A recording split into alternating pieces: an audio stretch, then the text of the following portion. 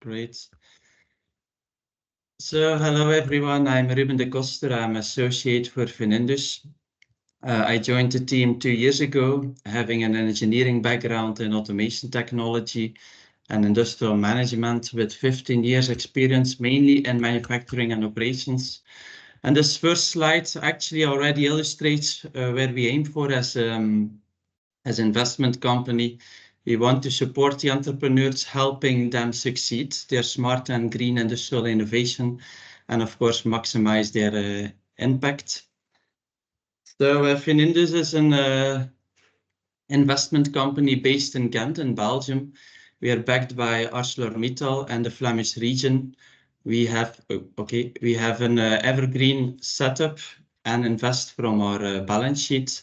Since our start in 2006, we've managed to grow. Aangezien dat ik er toch alleen zit. Okay. There's someone on the background, no problem. So we managed to grow our assets under management to around 190 million euro today. What differentiates us as an investor is our industrial DNA and our strong industrial network. So we can support our companies from a financially strong and stable ground. And as active investor, we also leverage our industry expertise and strong industrial network. We also have access to the expertise within OCAS, a research organization dedicated to metals and steel. And we typically invest in smart and green technologies with a link to the heavy or steel industry. So our focus on industrial and green technologies is actually really a common denominator in our portfolio of currently 18 companies. We typically get on board in late seed, Series A, Series B rounds, potentially as a minority and quite often as a lead or co-lead investor in a syndicate. We like to see that the technology and its potential is at least validated by a reputable lead customer. So we do invest pre-revenue if the customer validation is in place. Interesting also to mention is that we cooperate side by side with the XCard team. That is a dedicated fund within ArcelorMittal, and they are really focused on the decarbonization of the steel industry. And this is, on this slide you see our core investment team, which consists of 5 well-seasoned individuals with a strong and complementary industrial background. So we invest across the industrial value chain up from the materials and the design stage over the manufacturing to the delivery. Centered around 2 key themes, so industrial technologies that are green and sustainable and smart and digital. We align our investments with the strategic interests of our shareholders, focusing on 3 core domains.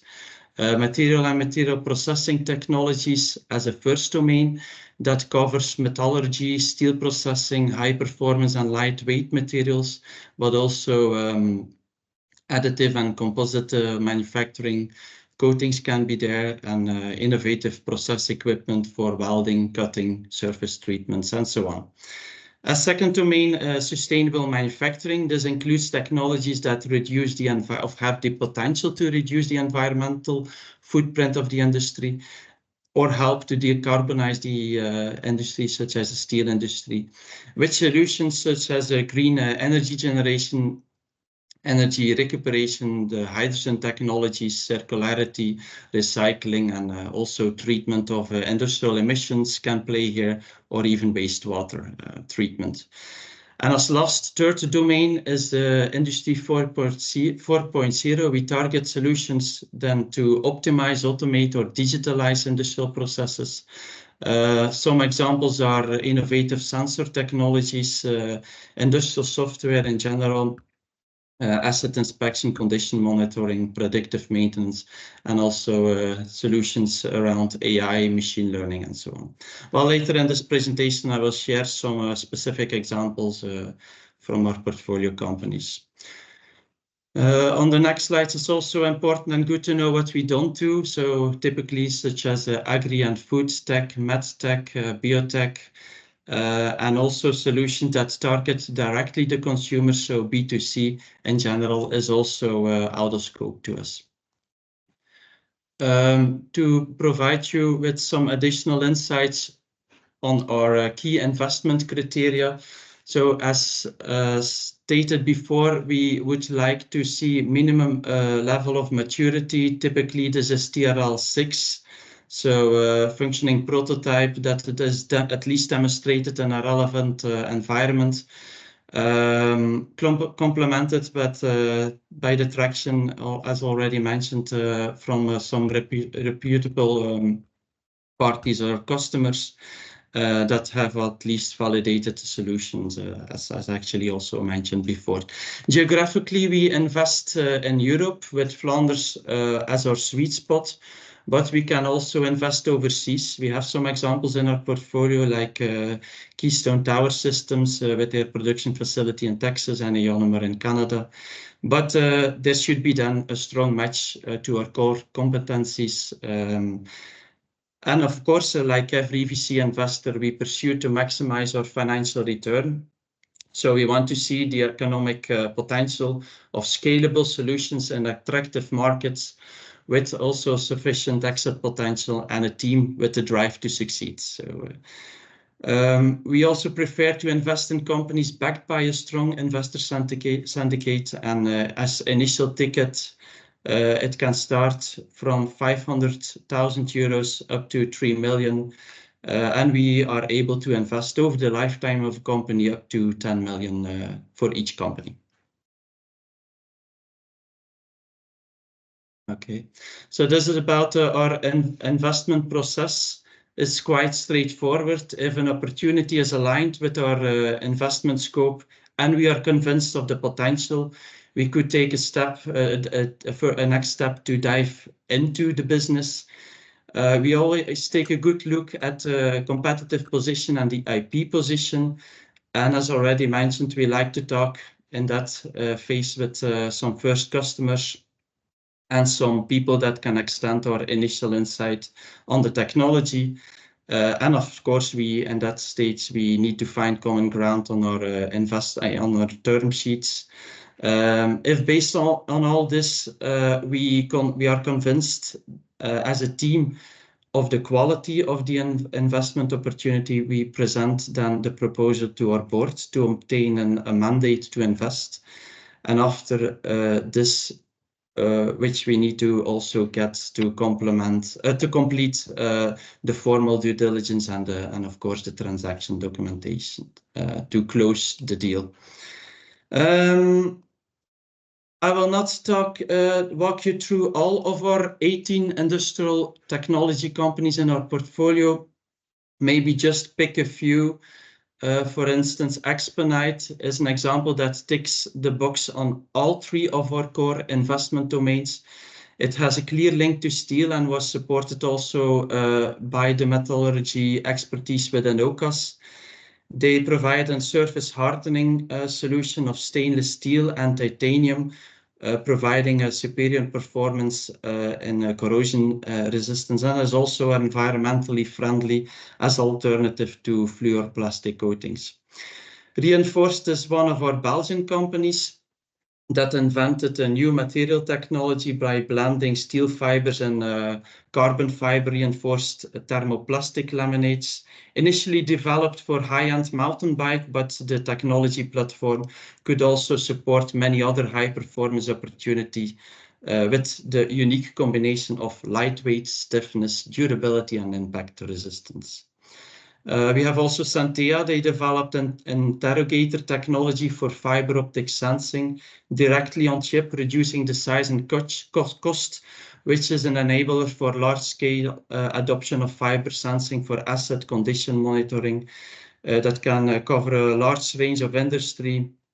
So really can support the fiber optic sensing everywhere proposition.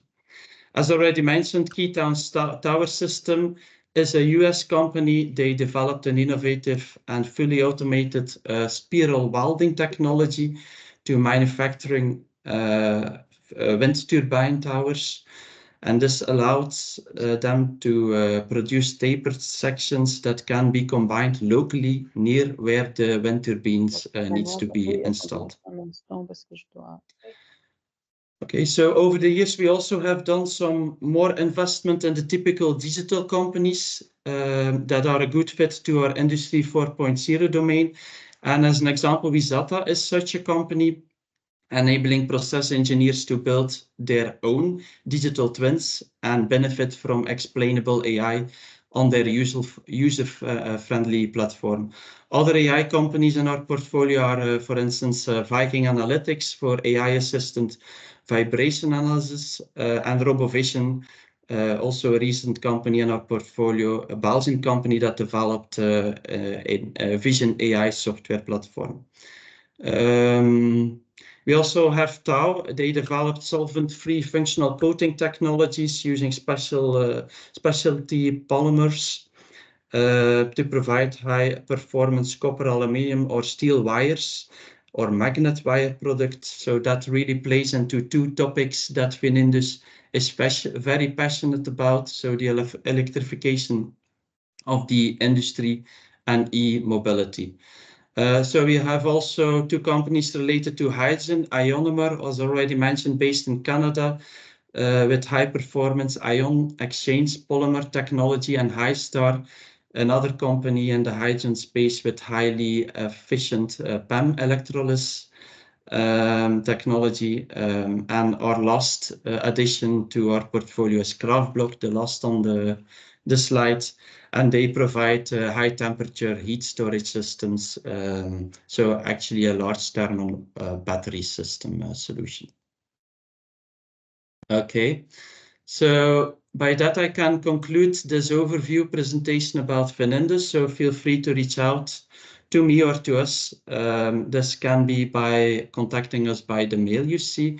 You can also send directly a pitch deck via our website. I can maybe end with some last slides to share some visuals of typical industrial stories that have been growing out of our support. We have a successful exit story, Borit. You see here the factory of Keystone Tower Systems with their spiral welding technology for wind turbine towers. And this looks like this when it leaves the factory. So thank you for your attention. If there are questions, I'm free to answer them. Thank you.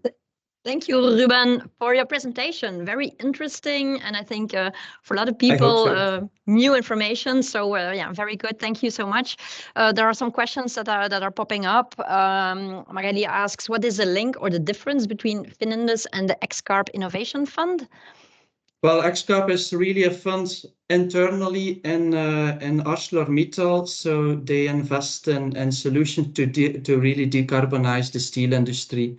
And report directly to the senior management of ArcelorMittal, whereas ArcelorMittal is supporting us in our board, but we can cover a bit broader beyond decarbonization, as mentioned, other topics and material-related material processing technologies up to digitalization and Industry 4.0 domains. Okay, I think that and typically they also cover more the larger tickets and more starting from Series B rounds. So it's also a bit of a larger fund than ours. Yeah, so she asks then, can you apply via Finindus for the XCarb fund then? Is this the way it can be done? Well, typically we share sometimes things that come on our radar, of course. We are closely, we have direct communication lines with them, of course. And sometimes we see this as more an opportunity that really fits XCarb. They also sometimes share things that are beyond their scope, but could fit in our scope. So it's typically good to directly contact them if it's really fit into the steel decarbonization space. Yeah. And then the last question, because we have to move to the next presenter. Are you getting lead investor as well? Yes, we can do well. Typically, if it's really close to our the core of our expertise and it's really good fit to our to the core of our domains, then we like to take the lead investor and take the board seat. But if the consortium is maybe already in place with the lead investor, we can also take the follow the minority position. Yeah, We and can I do see. both. Depends on Okay. the situation, of course, and the preference of the company. Okay, thank you, Ruben. I'll take Great. really the last one because there's one hand raised. So Alberto, you can activate your microphone if you want to ask the question directly. Please make it a short one because we have to move to the next one. Go ahead. Thank you very much, Ruben. I have two very straightforward questions. So I'm in charge of EPSI. EPSI is the European platform for sports innovation. So innovation in sport. Okay, and I have two questions. The first one is related to how do you scout your investment opportunities? First question. And second question, are you also combining your investment with other funding schemes? Because we're helping our members to get European money. There are many subsidies, grants available. And so I'm asking whether you're combining also your investments, private investments with public money. Thank you, Ruben. Well, to start with the last one, indeed, we also push our portfolio companies that they look for alternative funding opportunities out there. So it's definitely open to that. And the first question was actually, I forgot a bit. The first question was about how do you scout your scout, opportunities? Indeed, we are really involved in a lot of we go a lot of to events. Companies contact us directly. Other peer investors also refer some opportunities to us. So there are a lot of it's a large ecosystem where we reach out to people actively by ourselves. And always have an open attitude when people contacting us by mail or by entering their deck to our website. So, Ruben, I would like to stay in contact with you. Thank you very much. Great. Thank you so much, Ruben, for the presentation. Let's move. Time is ticking. So we have Ides. Thank you, Ruben, for the presentation. And now, Ides, let's take the stage and you can share your screen. Perfect. Tell us more about Korys. Go ahead. Perfect. Can you see my screen at the moment? Yes, it's perfect. Perfect. No, okay, thanks. Thanks, Ruben, indeed, for the interesting presentation. I hope mine can be as interesting as yours. So as a short introduction, I'm Iris. I'm an investment analyst at Korys. More particularly, I'm part of the enabling technologies team with a focus on energy, but I will talk a bit more about it later. So today I will present Korys to you. So as some as you might know, we are actually the investment company of the Korys family, with the Korys Group being, of course, one of the biggest retail supermarket chains in Belgium. But actually, while at the start, of course, they were very focused on purely making sure the supermarket chain is growing. As from the 1990s already, they decided that they wanted to venture into other topics as well, with a key goal of actually having a positive contribution to society and leave the world in a better state than they found it, as the family likes to say themselves. And this is actually how in 2012, Korys was funded as a dedicated investment vehicle of the family, within a focus on 3 ecosystems, which is consumer goods, biotech, and energy, which I will talk a bit more about later. So even though we are originating from the Korys family, we are really independent from the Korys Group.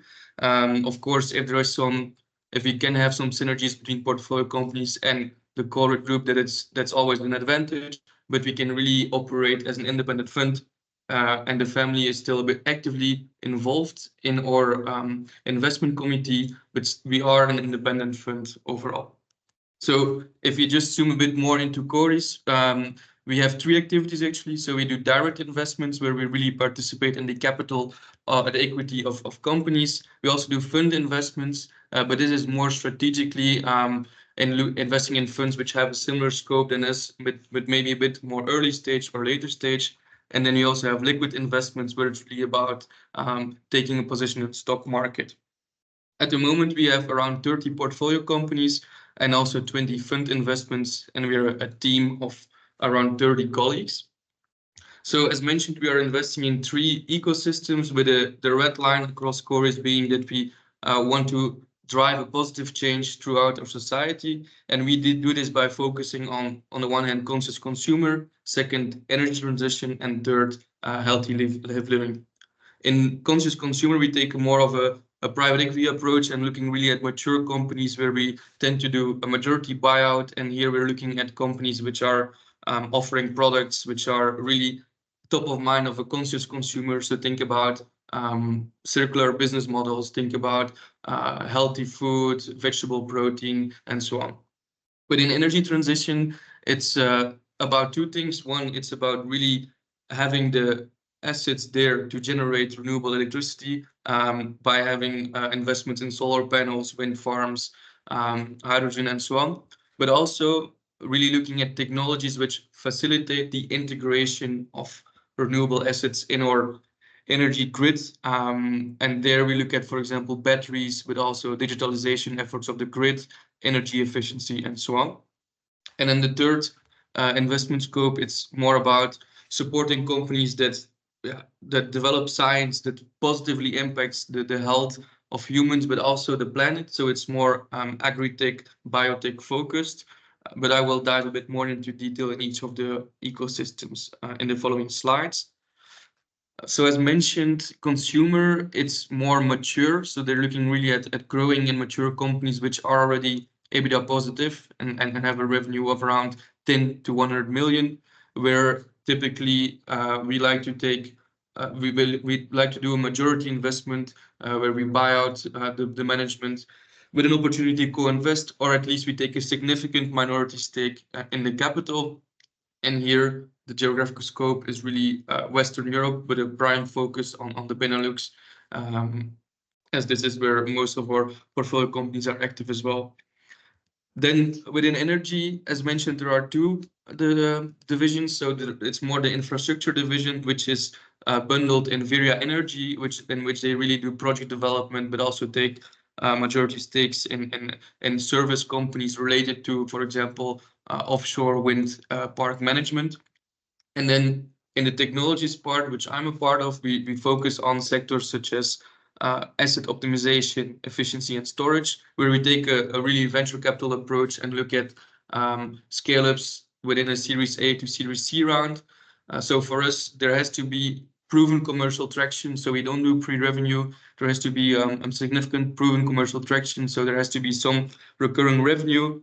And we tend to take tickets as from 5 million to 15 million as initial ticket, with a maximum total exposure of up to 20 million, including follow-ons.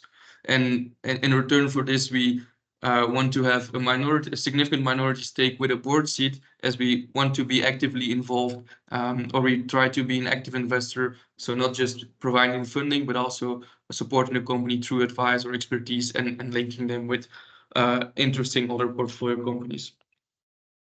Within biotech, or healthy living, as we call it, we are quite sector agnostic. Examples of sectors are, for example, life science, tools and diagnostics, or agri-tech, so green biotech. And here the scope is a bit similar to the enabling technologies part. So really looking at startups as from a Series A, where we do invest pre-revenue, of course, and ticket sizes are a bit smaller, so 4 to 10 million equity ticket sizes.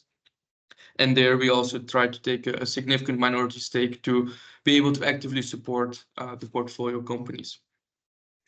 So looking at our portfolio, it's currently quite big one, with around 30 direct investments. Of course, there's quite a variability in companies in there, because we have consumer, energy, and healthy living. But to give some examples of interesting companies we are currently invested in, one of them is, for example, Passimon, which is a Belgian company that enables the electricity grid to be smarter, so to say, as a plug-in device for a dynamic line rating. And this enables the grid operator to have a better view on, okay, what is my capacity on this grid lane? And as such, there is less investments needed in order to accommodate more electricity current.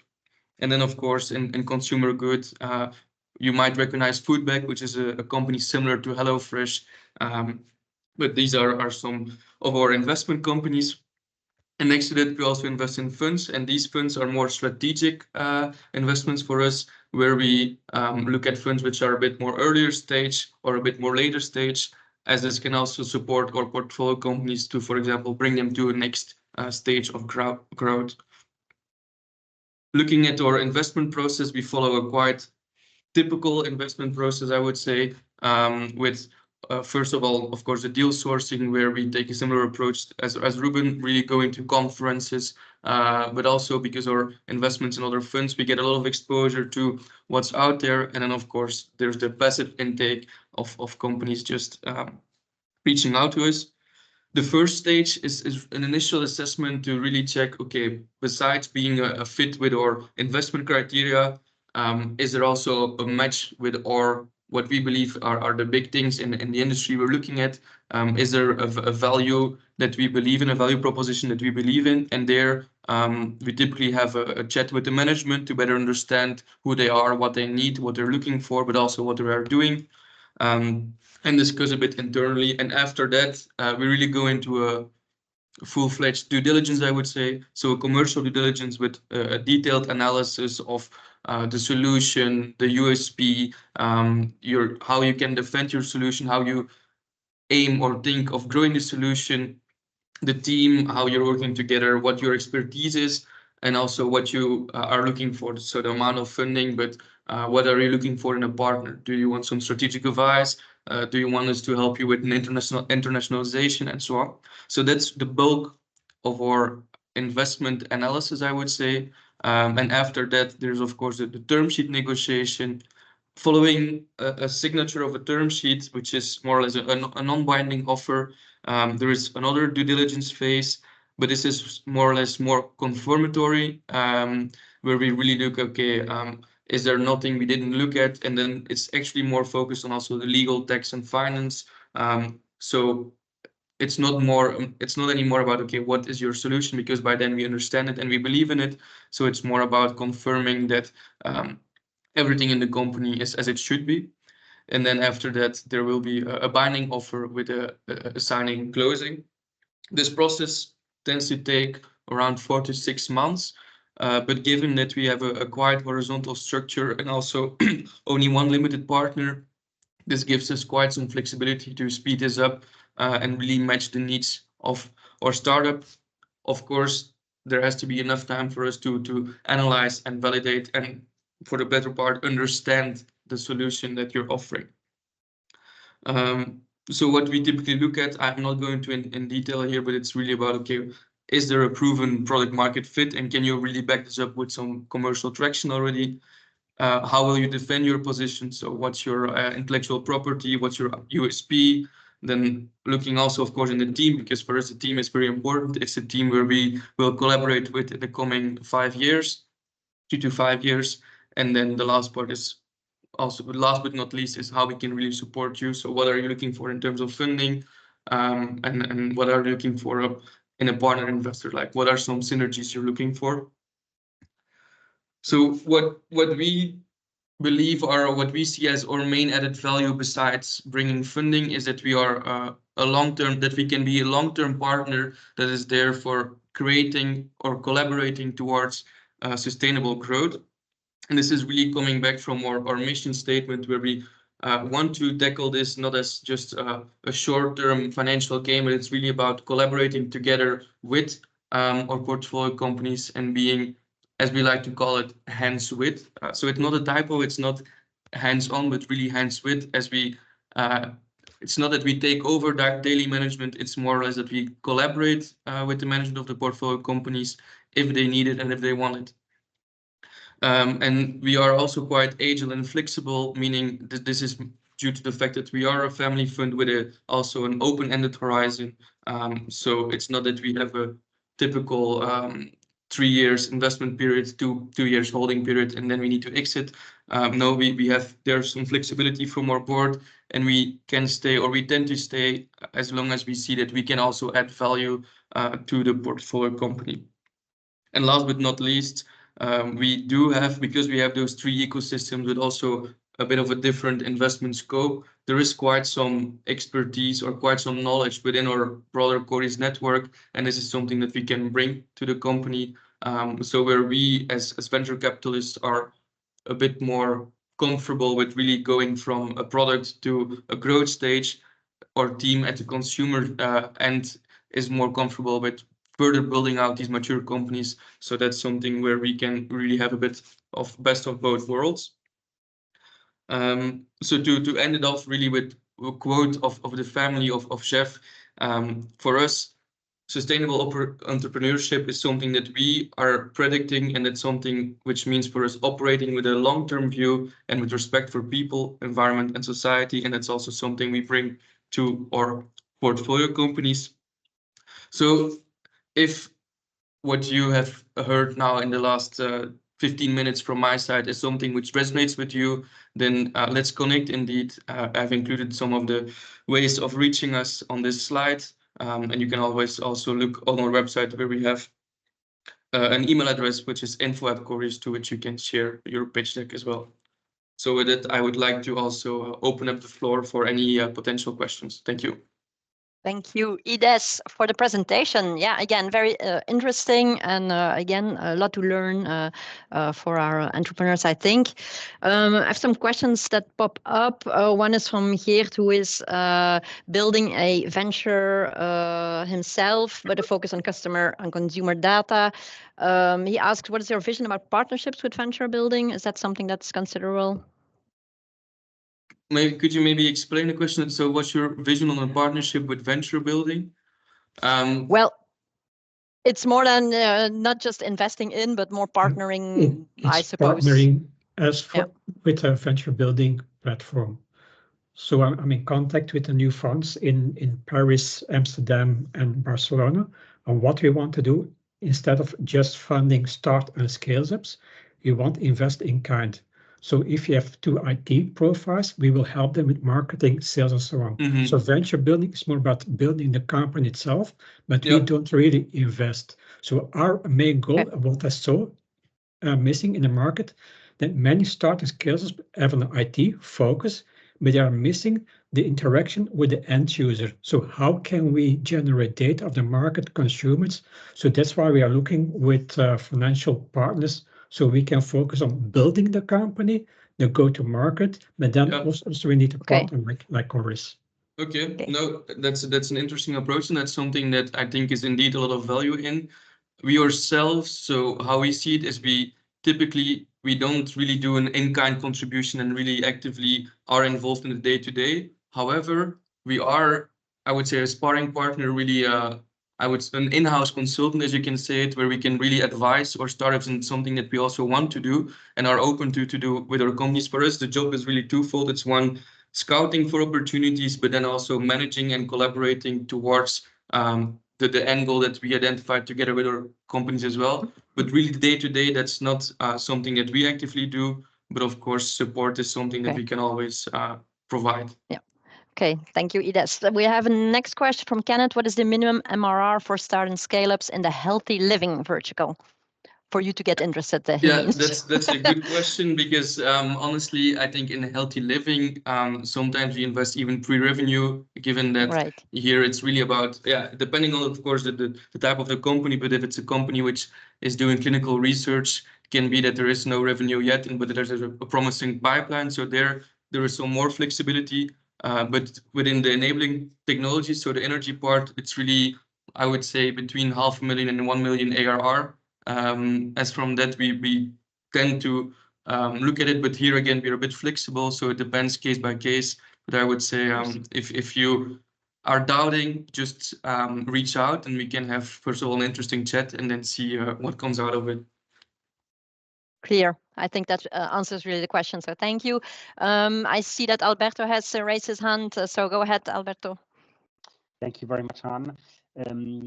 Yes, I just wanted to understand the nationality of your startup where you invest. So I understood that the mainly Belgian and Benelux, but so for instance, EPSI, so this European Platform for Sports Innovation, we have members in 29 European countries. Do you invest also elsewhere? Yeah, so it depends on the ecosystem. So consumer, it's more Benelux, but I would say for us, for the energy team, it's really Europe-wide. But why do we take Europe and not even broader? It's also because we want to understand the market in which we invest. And we really believe in having this personal interaction as well with founders. So we don't want to have, like we say it, we try to stay within a 1 day of traveling, so that if needed, we can go on site, but that it's not really traveling across the world where we might not even understand the culture and the diversity of the environment. Makes sense and answers the question. So thank you very much, Ides. Maybe last one, and it was the same as for Ruben, about the sourcing. Is it the same way you're sourcing your projects by going to the events, or? What I heard from Ruben, it's very similar. I think the only difference there, but I think Ruben has partnerships with funds as well, but we also are actively invested in funds, which gives her access to their portfolio, but also their deal flow. So we try to use this a bit as, we call it lighthouses, to also look around and see what comes out of it. But it's very similar to what Ruben is doing. Sure. Okay. Thank you very much, Ides. That gives us opportunity to wrap this one up. And so thank you for the presentation of Korys. And we'll ask Laurence to join us. She'll tell us more about Wing. Hello, Laurence. Hello, everyone. Go ahead. You can take the stage. Let's see. Well, you can share your screen. And then we're ready to learn more about Wing. Yes, if you put it in full screen, then we're ready. Yeah, okay. The stage is yours. Yeah, perfect. Go ahead. Yes, thanks. And hello, everyone. I'm delighted to be speaking with you today. To introduce myself, my name is Laurence Jensen, and I am an investment manager at Wallonie Entreprendre. I've been working in the digital and deep tech business unit for 1 year since the merger between SREW, Sogepa, and Soalfin. In this presentation, I'm going to walk you through the digital and deep tech business unit, our investment thesis, our team, our process, etc. First of all, we invest in various market segments with 2 caveats.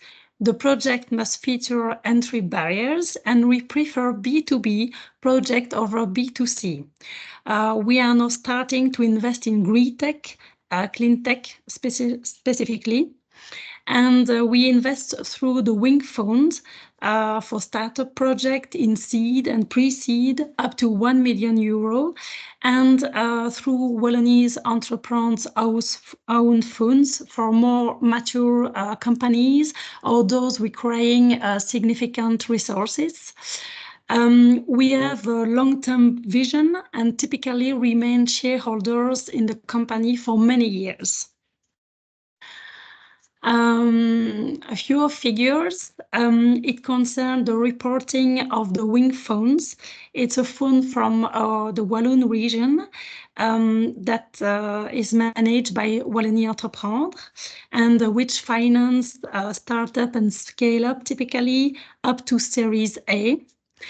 Since the creation of the fund in 2016, Wing has invested a total of 25 million euro in more than 1,000 startups. In 2023, we invested more than 5 million euro in 23 startups. The average ticket is more than 200K. So let me explain how we intervene. We approach startup and scale up differently, and preferably in equity. For startup, for example, we can offer convertible loan during bridge financing rounds and pending a capital round. We can also offer a subordinated loan to boost fundraising, for example. Our goal is to maintain a balance between private and public financing and share the risk with private sectors. Maximum investment amounts vary of the maturity of the company. We also invest in funds as long as we can ensure the impact in Wallonia, meaning the funds investments in the Walloon companies. It's really important for us. So let's take a look to our portfolio. Many companies are in the SaaS sectors, e-health, blockchain technologies, and each investment manager is responsible of more than 20 companies.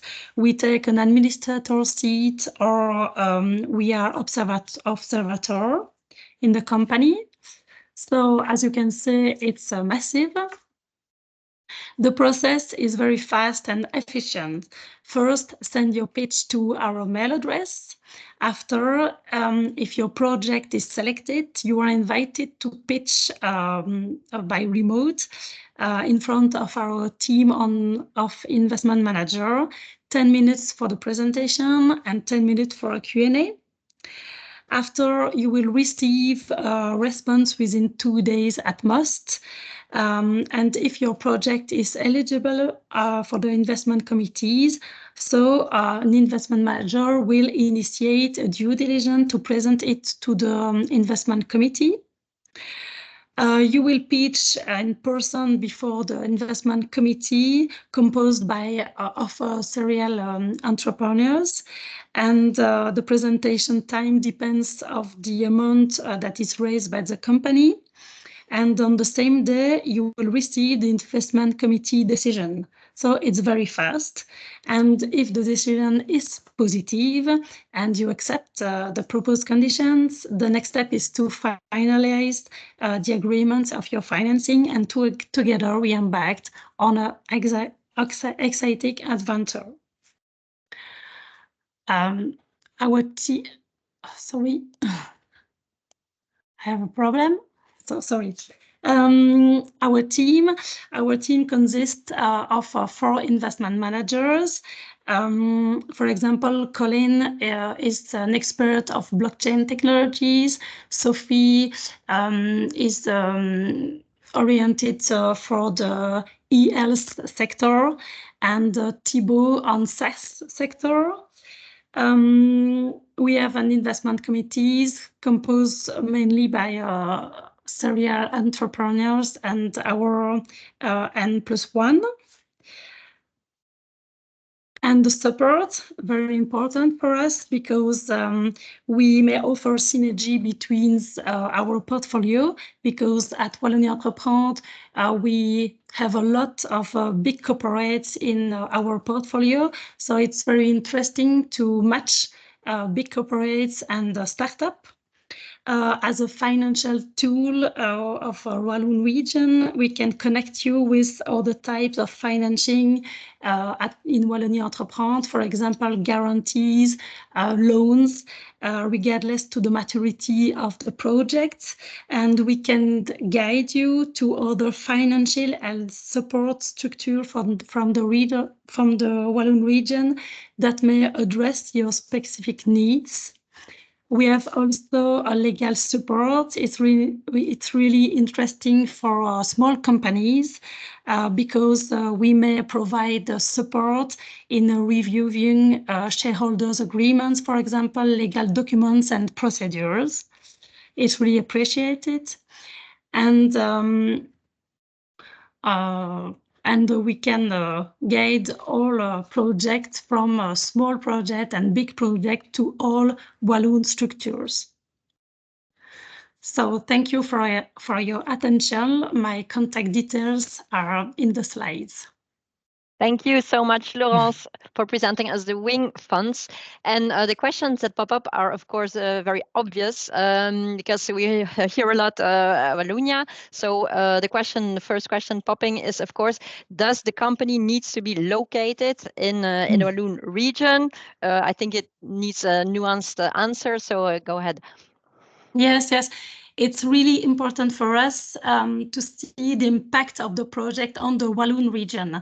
And we invest only in companies that are located and established in Walloon region.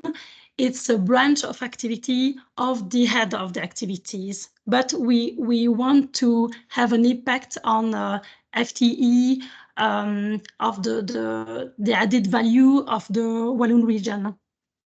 Okay, and can it be like an exploitation site, or does it need? Yeah, it doesn't need to be the main address, for example. No. Yeah, a branch is okay.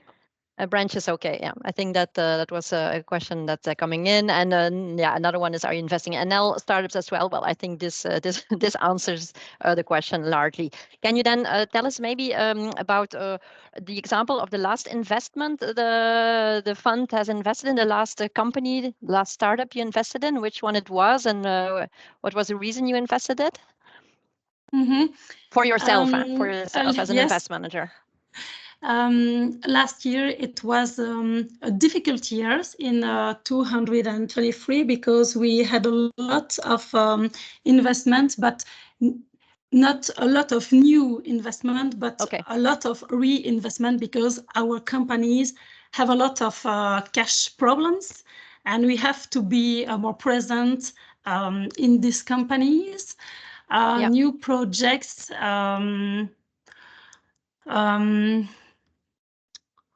I can say. Okay, but yeah, we have seen the project, the portfolio of projects. Yes. So it's quite varied, and you have a team that's investing in the different industries with an expertise in each of these verticals. So can you maybe tell us what is your way of sourcing the projects? We saw that question coming up for Korys, for Finindus. How are the projects? How are you finding them?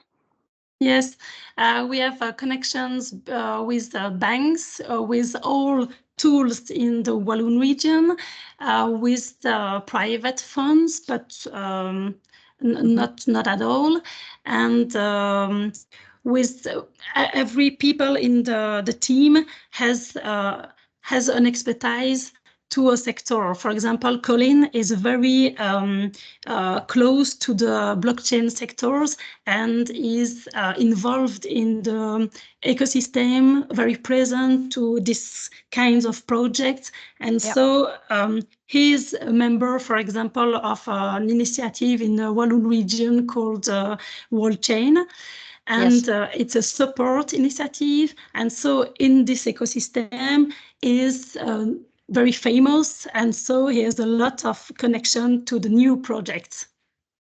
Yeah, great. And Sophie is for the HEALS, for example, and from my side, I'm beginning a new ecosystem of a greentech, and we are looking for a new partnership, for example, with the district greentech in Charleroi. We are studying now the opportunity for us to be a partner of this initiative in Charleroi. Okay, so it means that you personally then in your role are looking now for new projects in the greentech. So that's always interesting for the entrepreneurs to hear. Yeah, okay. New projects and new connection between this ecosystem and the project and corporates also that are involved in this thematic. All right. Very interesting. So thank you very much, Laurence. I see no other questions popping up, so I think we can wrap our session up. And that's really good because we're keeping our in the timing. So that was very important for everybody. So then we can have a small lunch for those who were with us. So thank you very much, everybody, our presenters, Ruben, Ides, Laurence, for your presentations. We will share them with our participants so they can contact you afterwards with their questions. And a little save the date. So we have our next reverse pitch is upcoming on the 6th of June, where we will have Willa founders, FNX Ventures, and Vives Fund who will present to the entrepreneurs.